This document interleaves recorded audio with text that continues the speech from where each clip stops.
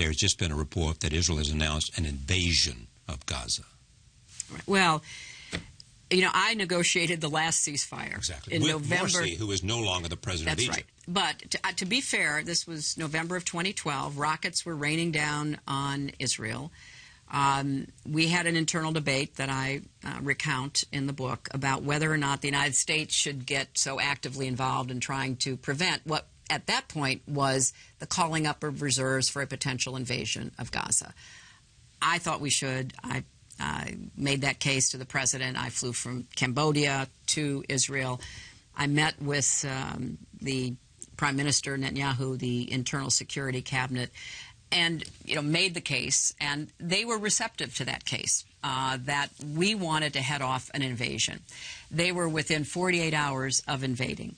And we had a set of principles that the Israelis wanted Hamas to agree to, and it was the first test for Morsi.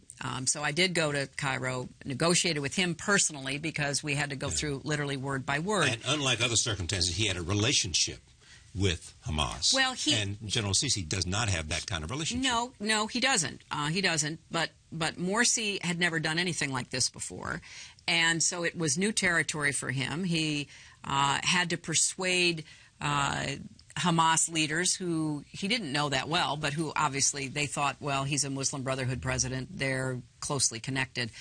And he was able to do that, and we set an arbitrary time for the ceasefire, and it held until this month. In this case, there are big differences. Obviously, the leadership of Egypt has changed. Right. The stockpiling of weapons and more effective missiles, and now even drones, has changed.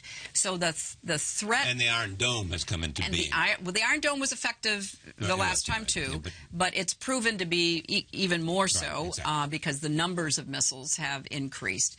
And I think that Israel's assessment is that with these stockpiles of weapons that are now in Gaza, that it would be difficult to get a reliable ceasefire. Egypt did announce a ceasefire. Israel immediately said yes. Hamas said no.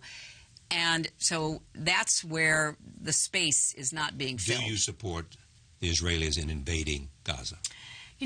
I think That's an easy question. No, it's not an easy question because I would prefer not. That's why I flew from Cambodia to try to prevent an invasion last time. Have we done enough to prevent an invasion? Well, I don't know the answer to that because I'm not on the inside. I know that there's been a lot of phone calls and a lot of outreach and working with Arabs and others to try to influence Hamas and to try to get them to stand down.